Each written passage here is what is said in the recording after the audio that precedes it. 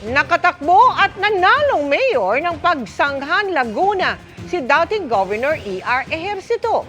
Sa kabila yan ng guilty verdict ng Sandigan Bayan sa hinarap niyang kasong graft na may parusang perpetual disqualification sa anumang pwesto sa gobyerno. Ang paliwanag dyan ni Ejercito sa pagtutok ni Ian Cruz.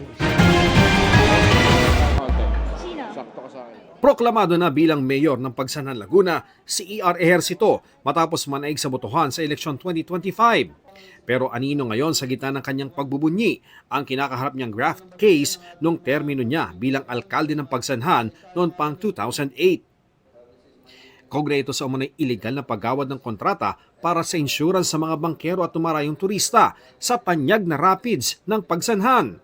Nahatulang guilty rito si Ejercito, bagay na kinatigan ng First Division ng Korte Suprema.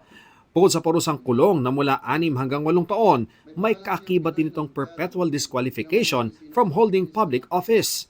Pero sabi ni Ejercito, hindi pa naman tapos ang laban sa kataas-taasang hukuman. Huwag tayo po maging mangmang sa batas. No? Huwag tayo maging bobo at tanga at mangmang sa batas. May procedure po yan.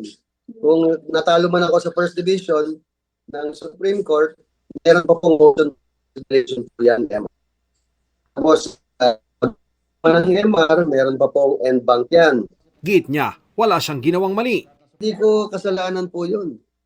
Yung lack of documents, no? At saka yung pagkukulang ng proseso na ginawa, kasalanan po ng Sangguniang Bayan. Pero ang nakakatawa po dito, Brother Ian, sila po ay acquitted. Lusot sila, yung vice mayor at walang konsehal. Ako po at saka yung service provider, kami po yung na-convict, kami yung guilty. Ayon kay COMELEC Chairman George Garcia, maaaring mayroon pang motion for reconsideration kaya hindi pa final and executory ang desisyon sa kaso ni Ejercito. Para sa GMA Integrated News, Ian Cruz, nakatutok 24 oras.